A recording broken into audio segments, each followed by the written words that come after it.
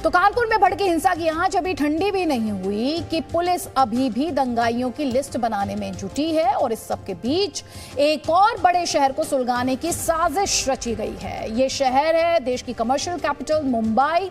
मुंबई में कानपुर वाली साजिश का खुलासा हुआ है। यहां एक तरफ अलकायदा ने आतंकी हमले की धमकी दी है तो दूसरी तरफ सांप्रदायिक हिंसा फैलाने की स्क्रिप्ट लिखी जा चुकी है। अगर आप मुंबई में रहते हैं तो ये रिपोर्ट आपके लिए देखना जरूरी और साथ ही आपके लिए चेतावनी भी कि भड़काऊ गैंग से सावधान रहिए।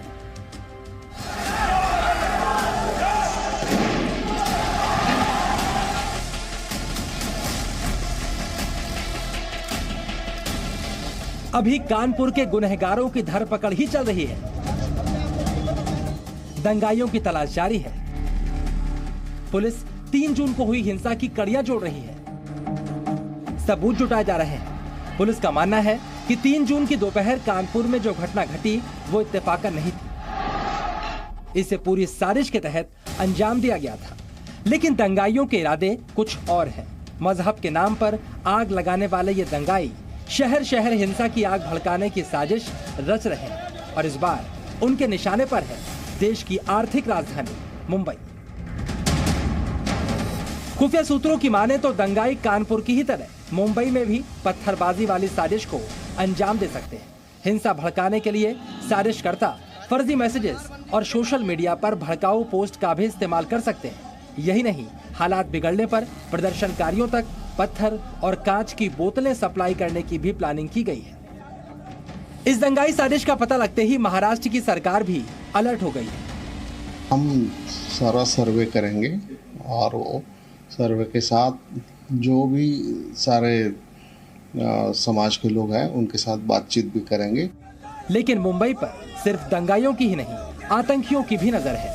आतंकी संगठन अलकायदा ने मुंबई में फिदायीन हमलों की धमकी दी है। अलकायदा की गीदड़ भभकी।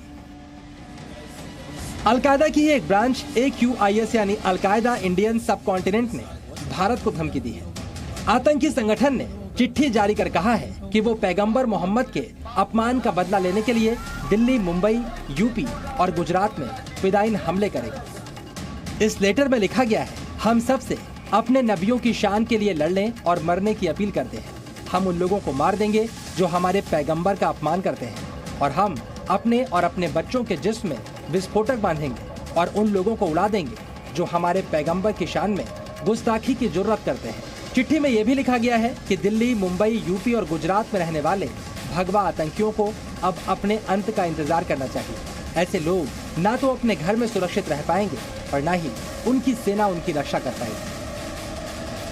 जानकारों के मुताबिक पाकिस्तान भारत के मौजूदा हालात का फायदा उठाना चाहता है और अलकायदा की धमकी के पीछे भी उसी का हाथ है।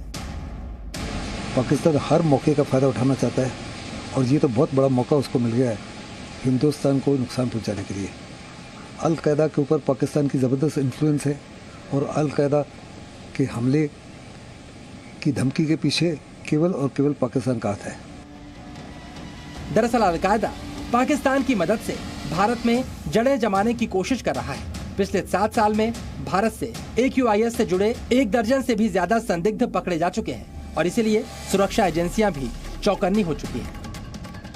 मुंबई और महाराष्ट्र की पुलिस बिल्कुल अलर्ट है। इसकी सब जांच कर रहे हैं कि अलकायदा की जो ये धमकी है ये कितनी सीरियस है। और मैं ये बताना चाहता हूँ कि हम कौन सी भी परिस्थिति का सामना करने के लिए महाराष्ट्र की पुलिस तैयार है। अलकायदा ने हिंदुस्तान को गीदड़ भभकी दी तो सियासी मतभेद रखने वाली पार्टियां भी एकजुट होने लगी। देखिए, ये अलकायदा जो है वो मुसलमानों की हिफाजत नहीं मुसीबत है और जो अलकायदा मुसलमानों की हिफाजत के बजाय मुसीबत हो उसके बारे में आपको समझना होगा कि ये इस्लाम को सुरक्षा कवच बना करके इंसानियत को लहूलुहान करना चाहते हैं। इस तरीके की धमकियां देते रहते हैं। भारत देश बहुत मजबूत है। किसी अलकायदा या किसी आतंकवादी संगठन की धमकी से हम लोग डरने वाले नहीं हैं। अलकायदा का यह प्रतिहिंसा, यह एंटी खुदा, एंटी इस्लाम और एंटी मोहम्मद साहब और एंटी मानवता रवैया है। साफ कर दिया गया कि हिंदुस्तान हर धर्म और उनसे जुड़ी आस्थाओं का सम्मान करता है, लेकिन अगर किसी ने भी देश की तरफ आंख उठाकर देखने की कोशिश की तो उसे नेस्तनाबूद कर दिया जाएगा, फिर चाहे वो गीदड़ भभकी देने वाला अलकायदा हो या कोई दूसरी ताकत। मुंबई से अश्विनी पांडे के साथ bureau report, ji media. Presenting B News app, available on Google Play and App Store. Download it now.